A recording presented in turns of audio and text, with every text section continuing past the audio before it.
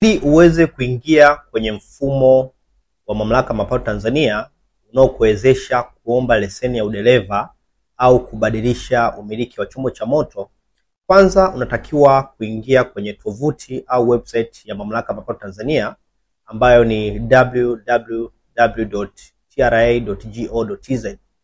Tovuti hii itakapofunguka, utaenda sehemu pameandikwa e-service na utaona sehemu imeandikwa taxpayer portal kwa maana ya lango la mlipa kodi. Utatakiwa kuingia au kulogin kwa kutumia namba mlipa kodi au TIN, na kama hauna account unatakiwa kuforget password. Ukisha forget password, utaingiza TIN namba yako na utatumiwa kitu kinaitwa OTP au one time password kwenye namba yako ya simu ambayo ulitumia kufungua TIN. Baada ya kuingiza zile OTP ambazo zitatumwa kwenye simu yako ya mkononi, utaweza kupata nafasi ya kuweka password mpya na kuconfirm password mpya.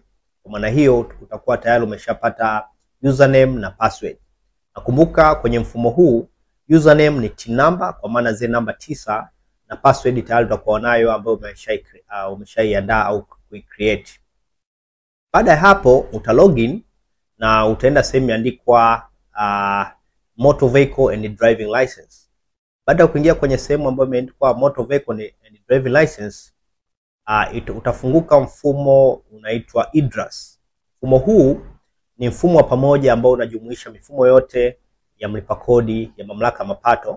Kwa maana hiyo ukienda upande wa juu utaona sehemu imeandikwa POT, ambapo utapata access ya mifumo mikuu miwili ambayo ni CMVRS na CLS, kwa maana ya mfumo wa Motor Vehicle Registration System na CLS kwa maana ya Central Licensing System.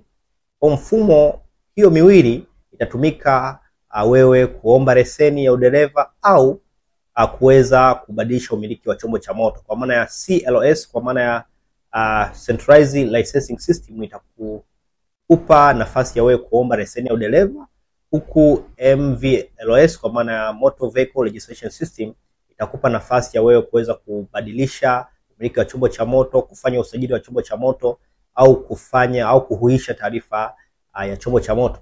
Karibu sana, kama na swali tuandikie hapo chini na sisi